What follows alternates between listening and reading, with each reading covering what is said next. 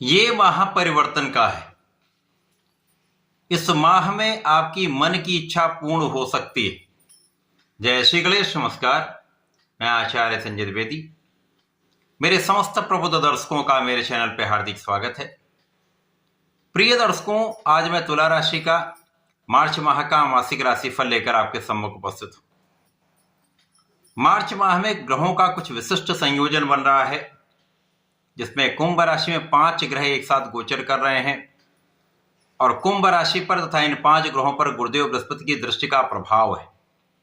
इसी प्रकार से शनिदेव गुरुदेव की राशि में गोचर कर रहे हैं तथा गुरु के साथ चतुर्दशम के संबंध में होने के कारण यह अत्यंत विशेष प्रभाव देने वाला संयोजन बन रहा है। तुला राशि के लिए यदि हम अवलोकन करें तो 5वें भाव में पंचम भाव, जो ज्ञान का, शिक्षा का, प्रज्ञा का, विचार का, विवेक का, संतान का तथा प्रेम का भाव है। इस भाव में 5 ग्रह गोचर कर रहे होंगे, जहां पर सूर्य, मंगल, शुक्र, बुध तथा राहु का गोचर चल रहा होगा। आपके षष्ठम भाव में शनिदेव का गोचर चल रहा है, जो बलवान हो रहे हैं आपके लिए। आपके नवम भाव में गुरुदेव बृहस्पति का गोचर चल रहा है, जो अत्यंत विशिष्ट स्थिति बना रहे हैं। आपके द्वादश भाव में केतु का गोचर चल रहा होगा। इस माह में पहला परिवर्तन शुक्राचार्य का है, जब 2 मार्च को राशि परिवर्तन करके अपनी उच्च राशि में, परंतु षष्ठम भाव में प्रवेश करेंगे, जहां पर ये अपने अति मित्र के साथ, शनि के साथ गोचर करना आरंभ करेंगे। पुनः इसी माह में 26 मार्च को परिवर्तन करके सप्तम भाव केंद्र के भाव में गोचर करना आरंभ करेंगे। 14 मार्च को सूर्यदेव का राशि परिवर्तन आपके पंचम भाव से षष्ठम भाव में हो जाएगा। 21 मार्च को बुध, जो वक्री अवस्था में गोचर कर रहे हैं, ये मार्गी होकर आगे बढ़ना चालू करेंगे। तो ये माह कुछ विशिष्ट स्थितियां प्रदान करने वाला है तुला राशि के लिए। ये पंचम भाव का विशेष योग, षष्ठम भाव में शनि का विशेष योग तथा गुरुदेव बृहस्पति भाग्य भाव में गोचर करें, जो यहां पर निश्चित रूप से आपके लिए अत्यंत महत्वपूर्ण योग बना रहे हैं। इस माह में आपकी लग्न प्रबल होगी। गुरुदेव की दृष्टि का प्रभाव लग्न पर भी है और लग्नेश पर भी है, पंचम भाव पर भी, जिसके कारण आपका स्वास्थ्य भी अच्छा रहेगा, आपका ज्ञान बहुत अच्छा रहेगा, आपके अंदर विवेक बहुत अच्छा रहेगा, आपके अंदर धैर्य का गुण आ जाएगा तथा शिक्षा के क्षेत्र में आ रहे व्यवधान दूर होंगे। इस माह में राहु पर भी नियंत्रण होगा और शुक्राचार्य पर गुरु का प्रभाव आपको विशेष योग्यता देता है, आपको विशेष रूप से ज्ञान में प्रवीण बना देता है। तो आप यदि विद्यार्थी हैं तो इस माह में आपका परिणाम बहुत अच्छा आने वाला है।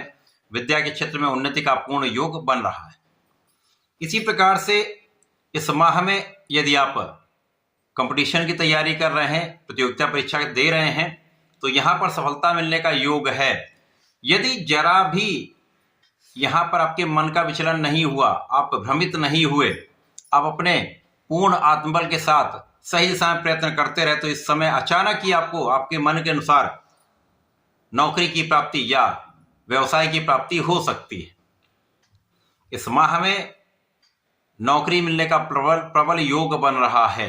आपके मन के अनुसार आपको अवसर मिल सकता है, क्योंकि इस माह में शुक्र बुध का महायोग आपके पंचम भाव में बना हुआ, जहां पर गुरुदेव की दृष्टि का प्रभाव है। तो आपके अंदर बुद्धि का बल अत्यंत श्रेष्ठ रहने वाला है, क्योंकि लग्नेश पर भी प्रभाव और बुध पर भी प्रभाव है, जिसके कारण आपका ज्ञान भी अच्छा, आपका बुद्धि बल भी अच्छा, आपकी कुशाग्रता में वृद्धि होगी।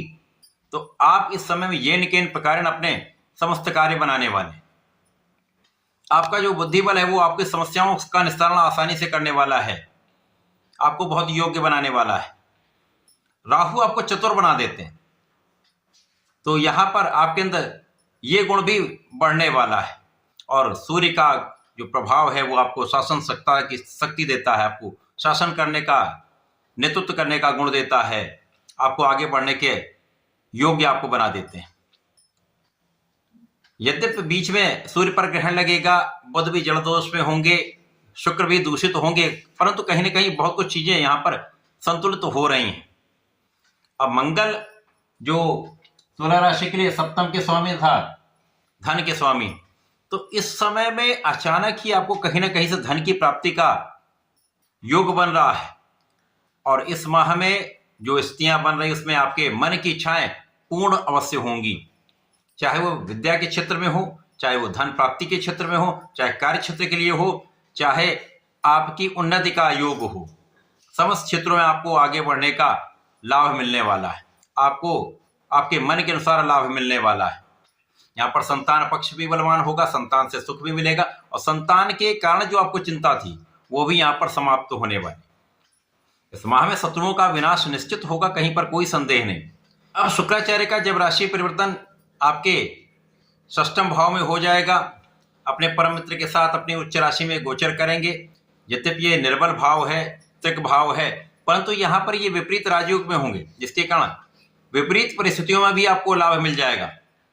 अब ये राहु से दूषित भी नहीं होंगे और शनि के साथ अतिमित्र के भाव में इनका बल कई गुना बढ़ जाएगा, क्योंकि शनि को तो कारकत्व प्राप्त है और शुक्राचार्य यहाँ पे विपरीत राजयोग में है।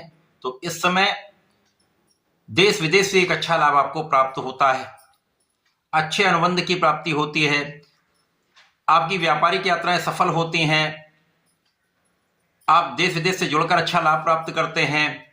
तथा यदि आप अपने व्यापार को बढ़ाना चाह रहे हैं, लोन कराना चाह रहे हैं, तो यहाँ पर आपका काम बनने वाला है। और नौकरी तो जैसा मैंने कहा इस माह में आपको मिलने वाली है, आपके मन के अनुसार आपको अवसर मिलेगा। जब यहाँ पर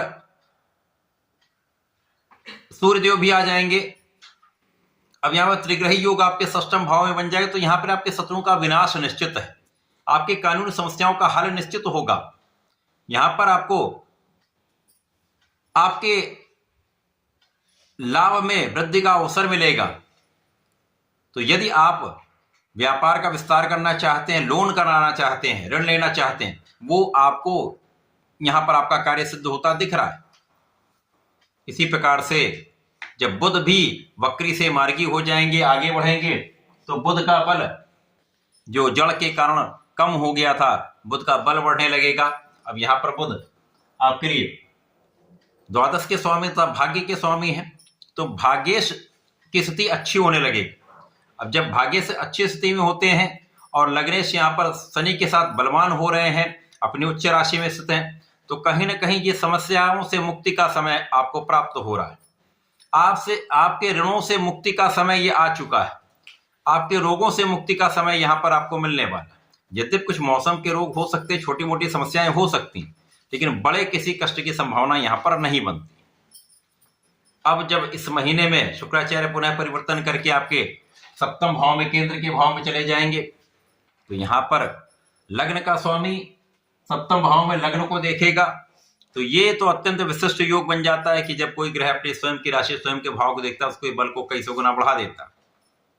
तो यहाँ पर आपका प्रभाव बढ़ेगा, आपका व्यक्तित्व बहुत अच्छा रहेगा, आपका आकर्षण बढ़ेगा, आपका सौंदर्य बढ़ेगा तथा आपका प्रभाव लोगों पर पड़ेगा।